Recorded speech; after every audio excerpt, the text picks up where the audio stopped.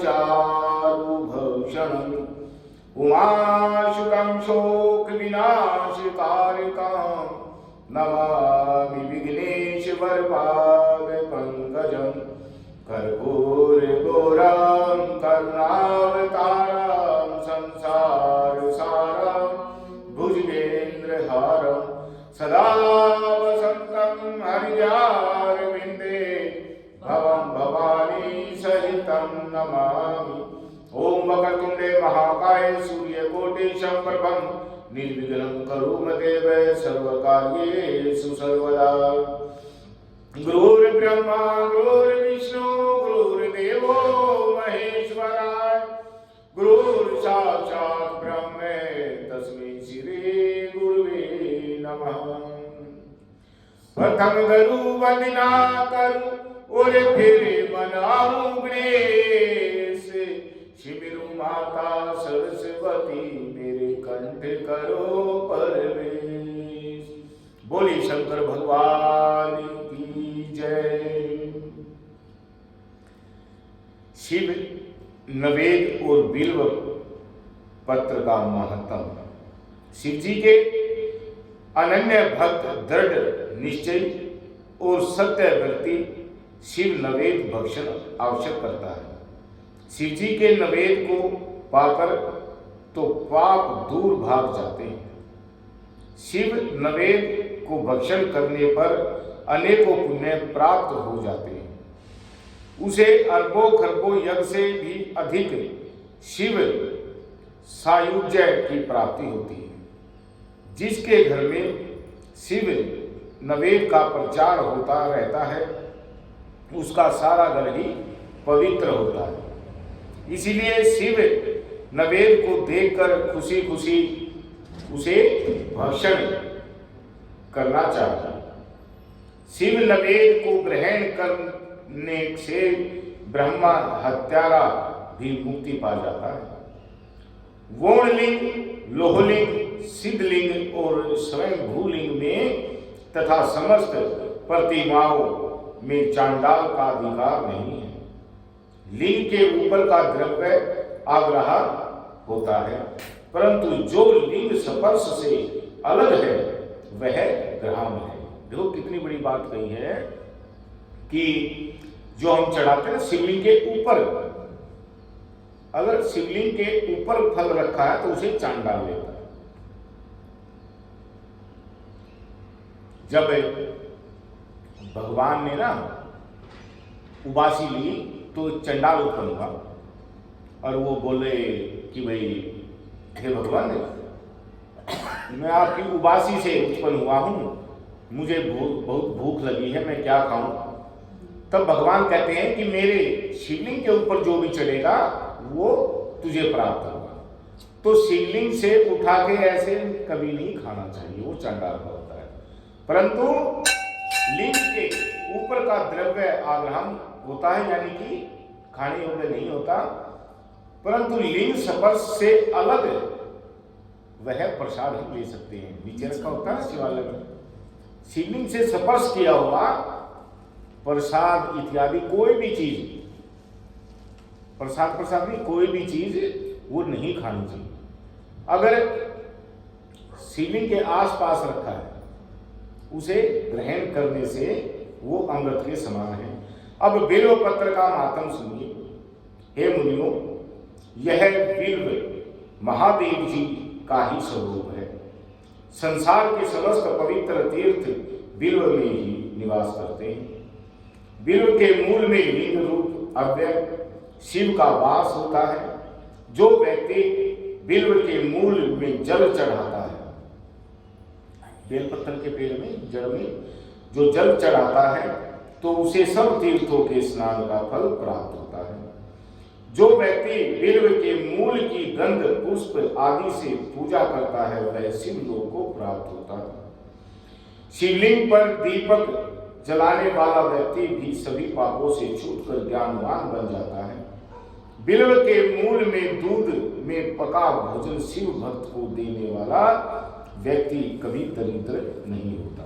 बिल्व के बेलपत्र के पेड़ के जड़ में दूध से पका हुआ यानी कि खीर भोजन शिव भगत को देने वाला व्यक्ति कभी दरिद्र नहीं होता, इसलिए कहते हैं ना सोमवार को खीर का प्रसाद करता है।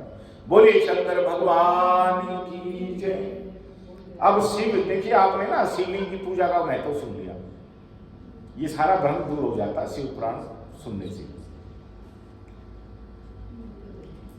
शिव नाम की महिमा, ऋषिगण सूत जी से बोले अब आप हमें भस्म, रुद्राक्ष और शिव नाम की महिमा बताइए। सूत जी बोले कि भस्म, रुद्राक्ष और शिव नाम में त्रिवेणी के समान महापुण्य है। शिव नाम गंगा जी, भस्म नाम यमुना जी और रुद्राक्ष नाम सरस्वती का प्रतीक है। अंत ये तीनों रूप धारण करने चाहिए।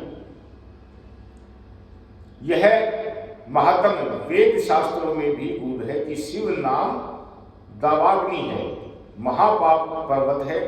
शिव नाम की दावाग्नि से ये महापातक नामक पर्वत नष्ट हो जाते हैं।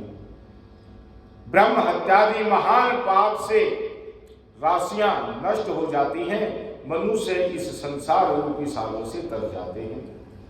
जिस व्यक्ति के अंगों पर भस्म लगी होती है और वह आदर पूर्वक शिव के नाम का जप करता है, वह इस संसार से मुक्ति पा लेता है।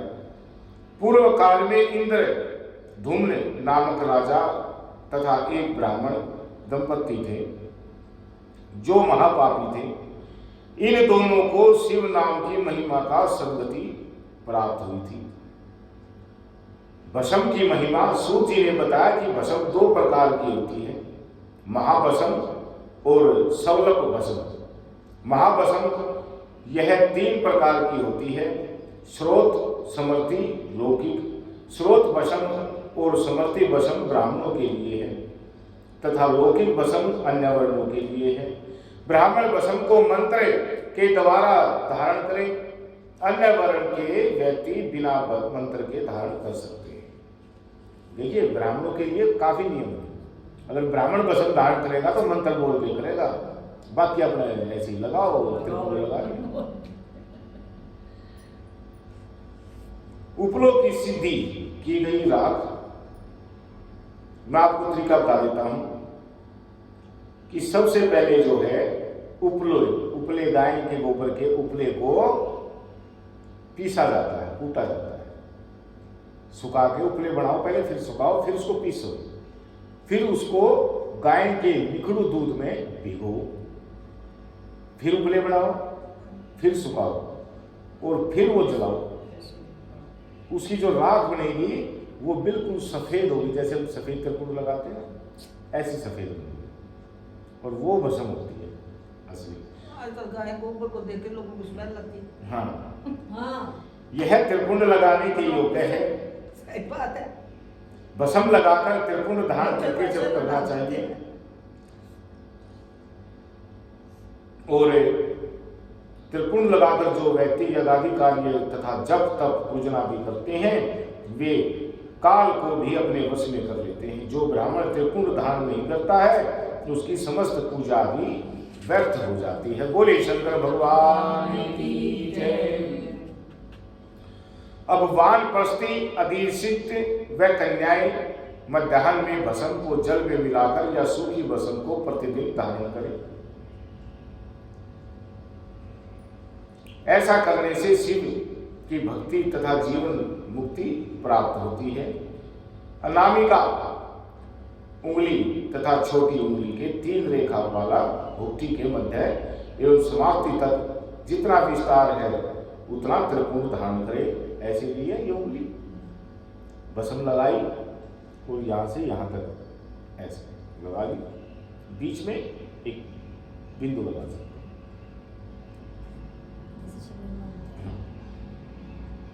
शरीर के शेष भागों में धरा, पृथ्वी, वायु और सोम आदि का नाम लेकर त्रिपुंड धारण करें। ब्रह्मा, विष्णु और रुद्र की उत्पत्ति करने वाले भगवान शंकर का ध्यान करके ओम नमः शिवाय मंत्र बोलकर त्रिपुंड लगाना चाहिए। बोले शंकर भगवान की जय। अब है रुद्राक्ष का महत्व। सूत जी ने पूछा कि हे सोनक जी, भगवान शंकर को रुद्राक्ष आदि प्रिय है, इसे धारण करने तथा इसे जप करने से सारे पाप दूर हो जाते हैं। स्वयं शिव जी ने पार्वती जी को इसकी महिमा के विषय में बताया है, उसे ही मैं आप लोगों को बताता हूं। एक दिन शिव जी ने पार्वती से कहा कि पूर्व काल में मैंने मन को एकाग्र करके दिव्य सहस्त्रों वर्षों तक तपस्या की थी। मेरे मन में कुछ भय सा समा गया, तभी मैंने नेत्रों को खोल दिया, इससे नेत्रों से आंसू गिरने लगे। उन आंसुओं की बूंदों से गौड़ प्रदेश से लेकर मथुरा, काशी, अयोध्या, मलयाचल तथा सहस्त्र पर्वत आदि प्रदेशों में रुद्राक्ष के वृक्ष पैदा हो गए। तभी से इनकी महिमा बढ़ गई। वेदों ने भी इसकी महिमा का वर्णन किया है। सभी वर्णों के व्यक्ति इसकी माला को धारण कर सकते हैं। सफेद, लाल, काले, पीले आदि रंग के रुद्राक्ष अलग अलग धारण कर सकते हैं। जप करने में रुद्राक्ष की माला विशेष फलदायक है।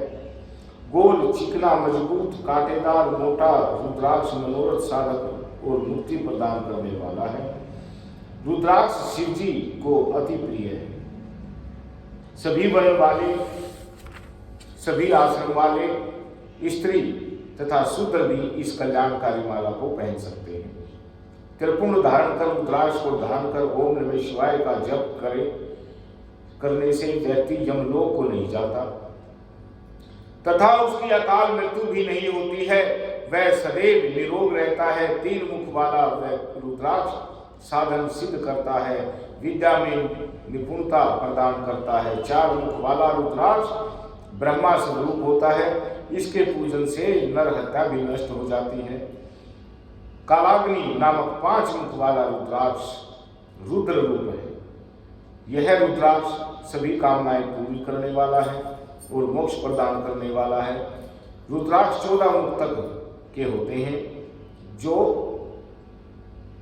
विभिन्न देवताओं के प्रतीक हैं और अनेक कामनाओं को सिद्ध करने वाला तथा मोक्ष प्रदान करने वाले होते हैं। बोलिए शंकर भगवान की। रुद्राक्ष जो है ब्राह्मण के लिए सफेद, कुछ बातें इसमें नहीं है। ब्राह्मण को सफेद रंग का रुद्राक्ष धारण करना चाहिए, क्षत्रिय को लाल और वैश्य को, बनिए को पीला और शूद्र को काला। वर्ण के हिसाब से रुद्राक्ष वो बताया गया है। नहीं, हाँ, रुद्राक्ष जो है वो कलर तो यही आता है जो नहीं, आप वो हल्का ही दिखाई देता। आपको आपने ध्यान से भी देखा, मैं दिखाऊंगा। वैसे तो हल्के थोड़े डार्क में रुद्राक्ष भी कई तरह का होता है ना, मतलब कोई एक मुख वाला, कोई 5 मुख वाला। 1 से लेकर 14 मुखी रुद्राक्ष होते हैं, जो कि रखे हैं मेरे पास। मैं लाके दर्शन कराऊंगा आपको सभी कथा के अंदर। रुद्र संहिता, ऋषिगणों की वार्ता। ऋषिगण सूत जी से बोले कि आपने विंध्येश्वर संहिता का उपाख्यान भली भांति सुनाया। अब आप शिव जी का प्राकट्य, उमा की उत्पत्ति, शिव, उमा विवाह, गृहस्थ धर्म एवं अन्य शिव चरित्र की बातें बताने की कृपा करें। सूत जी बोले कि हे ऋषियों, आप सब परम धन्य हैं जो शिव चरित्र सुनना चाहते हैं। शिव चरित्र जगत को पावन करने वाली गंगा जी के समान पवित्र है।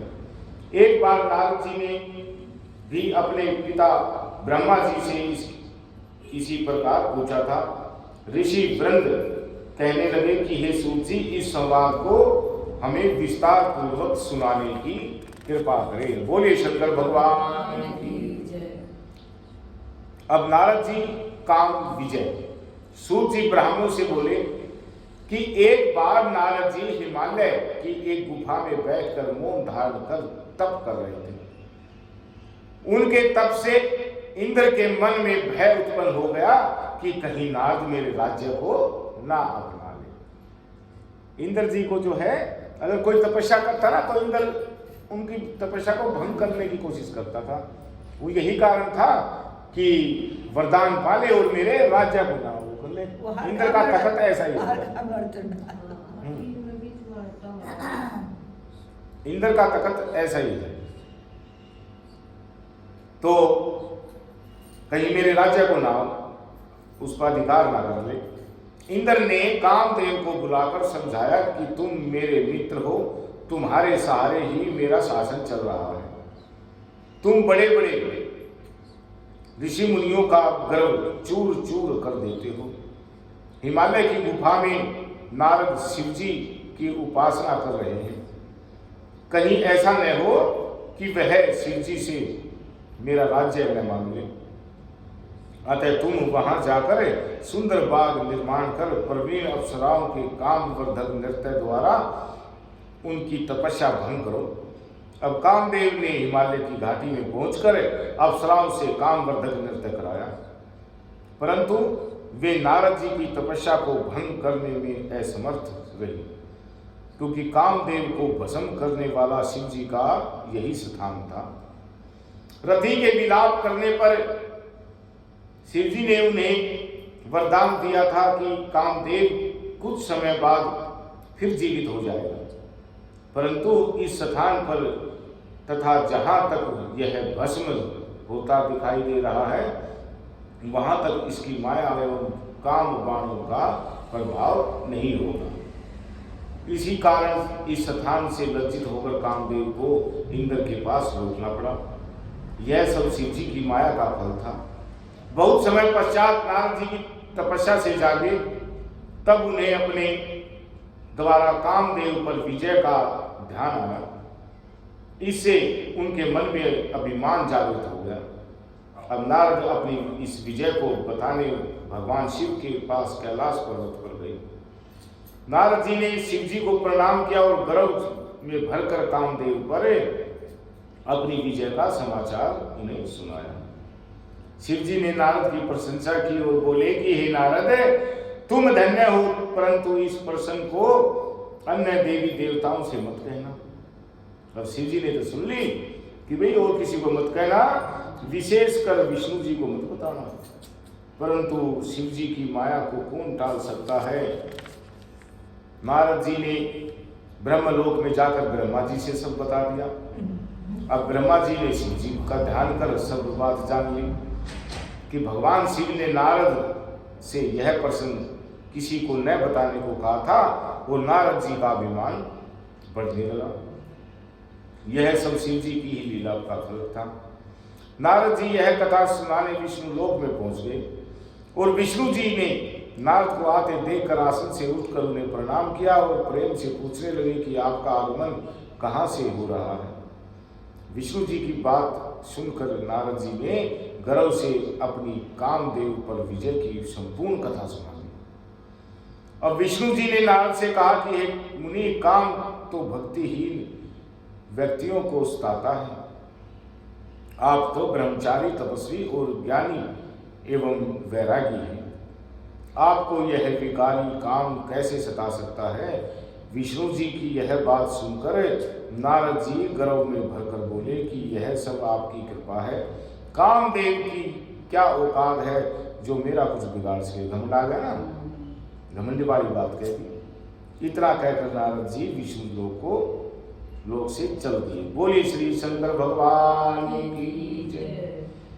अब नारद का अभिमान भंग करते हैं भगवान, क्योंकि अभिमान तो सब में आया। काम और रति से ही सृष्टि का आगे संचालन हुआ, परंतु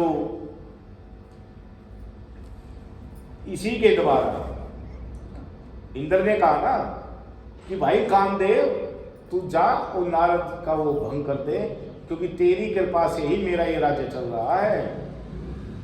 क्योंकि काम रति ना होंगे तो भोग नहीं होगा, और भोग नहीं होगा तो जो है फिर सभी तपस्वी हो जाएंगे, फिर पाप कौन करेगा, सभी जप में लग जाएंगे। सनक, सनंदन, सनातन इत्यादि ऋषियों ने भी तो ऐसे किया था। फिर ब्रह्मा जी ने श्राप दिया कि तुम 5 वर्ष की आयु जितने ही रहोगे, आपका शरीर नहीं बढ़ेगा तुम्हारा।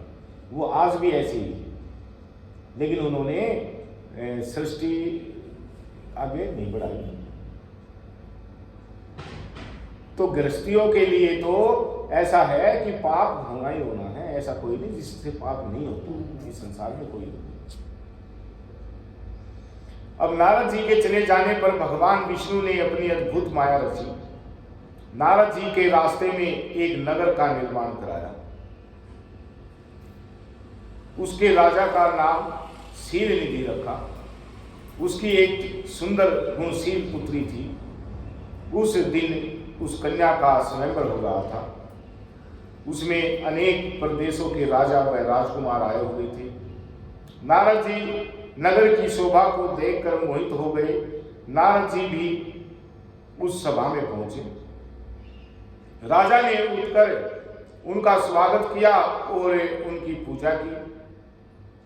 राजा ने अपनी कन्या को बुलाकर उनके चरणों में उपस्थित किया। राजा ने नारद जी से पूछा कि महाराज, आप तो त्रिकाल यज्ञ ज्योतिषी हैं, इसको कैसा वर मिलेगा? नारद जी उसके सौंदर्य को देखकर उस पर मोहित हो गए। वे बोले कि राजन, तुम्हारी कन्या तो साक्षात भगवती लक्ष्मी स्वरूपा है। इसको त्रिलोकी का स्वामी शिव जी के समान वीर यशस्वी पति प्राप्त होगा। इतना कहकर नारद जी वहां से चल दिए। उनके हृदय में विकार पैदा हुआ कि यह कन्या मुझे मिलनी चाहिए, परंतु राजाओं के सामने यह मुझे स्वीकार नहीं करेगी, क्योंकि सब स्त्रियां रूपवान पति चाहती हैं। इस कारण मैं भगवान विष्णु का रूप धरकर सभा में जाऊं तो काम बन सकता है। ऐसा सोचकर नारद जी भगवान विष्णु के पास पुण्य गए। उन्होंने भगवान विष्णु को नमस्कार करके शील निधि की कन्या के बारे में बताया। मैं उसे पाने की इच्छा से आपके पास आया हूं, आप मुझे अपना रूप प्रदान कर दीजिए। भगवान विष्णु ने कहा कि हे नारद, आप वहां पहुंचे, मैं तुम्हारा हित करूंगा। भगवान ने जो है वो रूप नहीं दिया, लेकिन बोल दिया कि तुम वहां पहुंच जाओ, मैं तुम्हारा हित करूंगा। वहां पहुंचने पर भगवान विष्णु ने नारद को अपना रूप न देकर उन्हें वानर का मुख प्रदान कर दिया। क्या कर दिया? वानर का मुख, वानर जैसा दिखाई दे रहे हैं। बाकी नारद इंसान, मनुष्य, और मुंह जो है वानर का देख रहे हैं। हरि वानर के भी कहते हैं। इस तरह भगवान ने यहाँ भगत का हित भी किया और झूठे भी बने। वहां नारद जी राजाओं की सभा में बैठकर प्रसन्न होने लगे। वे अपने को इंद्र के समान शोभा वाला समझकर ऐठ कर बैठ गए। अभी मैं तो जो है सुंदर कोई नहीं है। हाँ, वहां पर दो रुद्रगण भी ब्राह्मण के भेष में उपस्थित थे। वे नारद जी की रक्षा करने के लिए उपस्थित थे। अब नारद जी के वानर रूप को केवल कन्या ने ही देखा था। इस शेष को रुद्रगण भी जान गए थे। वे उनकी हंसी उड़ाने लगे। जब कन्या शरण की जय माला लेकर स्वयंवर में उपस्थित हुई तो नारद को देखकर क्रोधित हो गई। उसने नारद की तरफ मुंह उठाकर भी नहीं देखा। वहां राजा के वेश में विष्णु जी भी उपस्थित थे, जो कन्या को विवाह करके ले गए।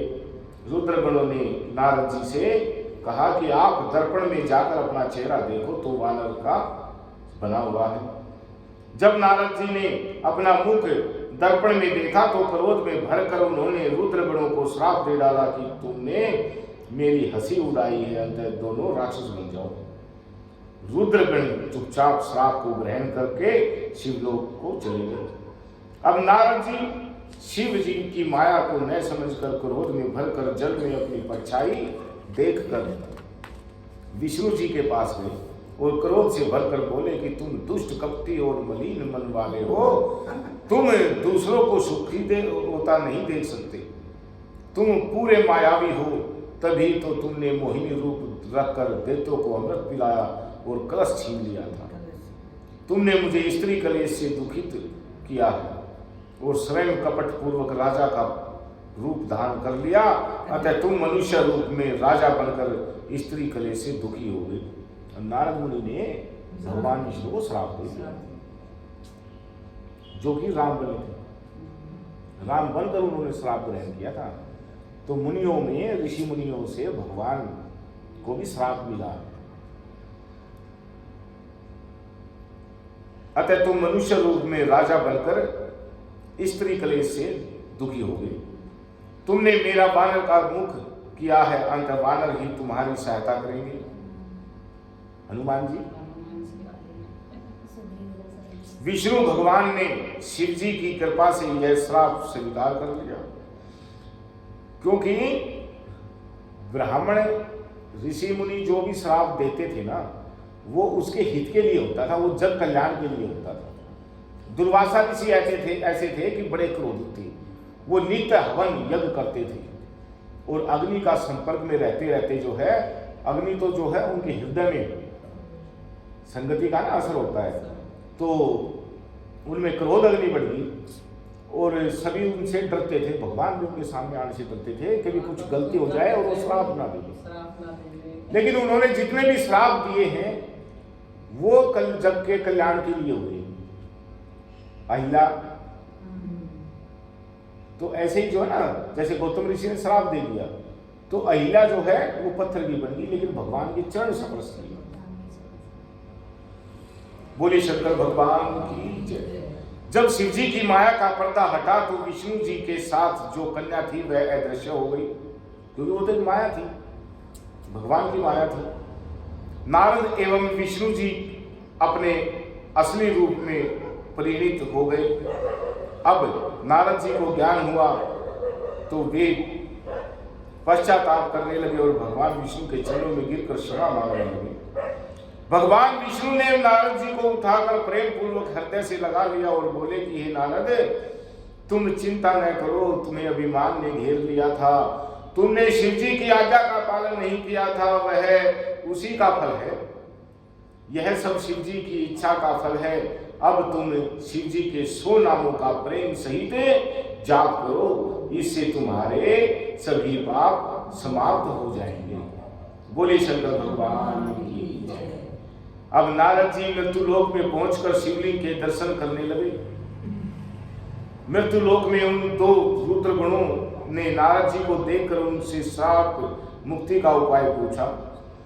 तब नारद जी ने बताया कि हे रुद्र गणों, उस समय शिव जी की माया से मेरी मति मारी गई थी, इससे मोहवश मैंने तुम्हें श्राप दे दिया था। इसलिए अब श्राप से मुक्ति का उपाय सुनो। तुम दोनों मुनि के वीर्य से राक्षसी कुल में जन्म लोगे। तुम प्रतापवान और वैभवशाली बनोगे। तुम सदा शिव जी के भक्त बने रहना। कई वर्षों के पश्चात भगवान श्री राम का अवतार होगा, तुम उनके हाथों मारे जाओगे। कौन थे वो? भगवान के रावण कुंभकर्ण। भगवान के हाथों मारे जाओगे, तब तुम्हारा उद्धार हो जाएगा। मृत्युलोक में नारद जी शिव तीर्थों का भ्रमण करने के पश्चात ब्रह्म लोक में गए। अगर हम देखें, आप शिव पुराण सुन लो, रामायण पढ़ लो, देवी भागवत सुन लो, कोई भी अगर ग्रंथ करते हैं वो एक दूसरे पर से मिले हुए हैं। दुर्गा सप्तशती में वो शुंभ निशुंभ है, मधु कैटभ है, रक्त बीज है, और यहाँ पे जो है रुद्रगण उनका नाम दे दिया। रुद्रगण जो है वो आगे चल के जो है वो राम और रावण और कुंभकर्ण बनेंगे। ब्रह्मा जी बोले कि हे पुत्र, तुमने यह बहुत ही लोक कल्याणकारी प्रश्न पूछा है। महाप्रलय के समस्त स्थावर जंगम नष्ट हो जाएंगे। सूर्य, चंद्रमा, ग्रह, तारे, वायु, पृथ्वी, जल सब नष्ट हो चुका था, केवल आकाश ही शेष बचा था। सत असत कुछ भी नहीं बचा था। उस समय केवल अंत स्वरूप परमानंद सदाशिव ही व्याप्त थे। इसी को पंडित लोग अर्वाचीन तथा प्राचीन ईश्वर की मूर्ति कहते हैं। उसने अपने शरीर से कभी नष्ट न होने वाली शक्ति प्रकट की। वही शक्ति जननी कहलाई। शिव जी ने उस पराशक्ति के साथ शिवलोक क्षेत्र की रचना की जो काशी के नाम से जाना जाता है। यह अक्षेत्र सर्वोपरि और मोक्ष प्रदान करने वाला है। प्रलय काल में भी यह क्षेत्र शिव पार्वती से रहित नहीं रहता। इसी कारण इस क्षेत्र को अविमुक्ति कहते हैं। शिव ने धनुष धारण कर यहाँ एक आनंद कानन बनाया था। उसमें शिव पार्वती ने रमण करते हुए दूसरे पुरुषों के निर्माण की इच्छा व्यक्त की और सोचा कि उसे काशी का भार सौंपकर काशी में शांति से शयन करेंगे। यह निश्चय कर दक्षिण भाग के 10वें अंश से सुधा रूप आश्व का श्राव किया, जिससे त्रिलोकी में एक अन्य पुरुष का आविर्भाव हुआ। शिवजी ने उस पुरुष का नाम विष्णु रखा। शिवजी ने विष्णु को सर्व साधन प्राप्त करने के लिए तप करने को कहा। तप करने से विष्णु के शरीर में अनेक जलाधाराएं प्रकट हुई। विष्णु ने थक कर शयन किया, फिर उसमें सभी तत्वों की उत्पत्ति पैदा हो गई। इसके बाद संसार की पंचाभूत तथा पंच तन मात्राएं आदि से सृष्टि हुई है। ब्रह्मा जी ने नारद को बताया कि नारायण के जल में शयन करते समय शिव जी की इच्छा से उनकी नाभि में कमल की उत्पत्ति हुई, जिसका अनंत योजन विस्तार और ऊंचाई थी। उनके साथ शिवजी ने मुझे पैदा किया। मेरे 4 मुख, लाल मस्तक तथा त्रिपुंड धारण करने वाला था। मैंने उस समय कमल के अतिरिक्त किसी को भी नहीं देखा। मैं अपने तथा अपने कर्ता के संबंध में जानना चाहता था। बुद्धि विकसित होने पर कमल की नाल में मैं नीचे को उतरा। एक एक नाल को पकड़कर मैं 100 वर्ष तक नीचे को उतरता चला गया, परंतु मुझे कमल की जड़ का ज्ञान न हो सका। फिर नाल के रास्ते बाहर निकलकर तो कमल की कली मिली। उस समय मुझे एक वाणी सुनाई दी कि तप करो। मैं तप करने लगा। 12 वर्ष तक तप करने पर 4 भुजाधारी मंगल रूप वाले सुंदर विष्णु जी प्रकट हुए। मैंने उनसे पूछा कि तुम कौन हो? संसार का कर्ता ब्रह्मा अविनाशी तो मैं हूँ। विष्णु क्रोध में भरकर बोले कि तुम्हारा कर्ता तो मैं हूँ, तुम मेरी नाभि से उत्पन्न मेरे अंश हो। यह चराचर संसार मुझ में स्थित है। तुम मेरी शरण में रहो, मैं सब दुखों से तुम्हारी रक्षा करूँगा। इससे हम दोनों में भयंकर युद्ध होने लगा तथा इसी बीच में हमारे मध्य में एक लिंग प्रकट हुआ। हम दोनों ने युद्ध को बंद करके उस लिंग को नमस्कार किया। तब वास्तविक रूप में दर्शन करके लिंग की हम स्तुति करने लगे। बोलिए शंकर भगवान की। ओम नमः शिवाय, ओम नमः शिवाय, हरे हरे बोले नमः शिवाय, ओम नमः शिवाय, ओम नमः शिवाय, हरे हरे बोले नमः शिवाय, ओम नमः शिवाय, ओम नमः शिवाय, हरे हरे बोले नमः शिवाय, ओम नमः शिवाय, ओम नमः शिवाय, हरे हरे बोले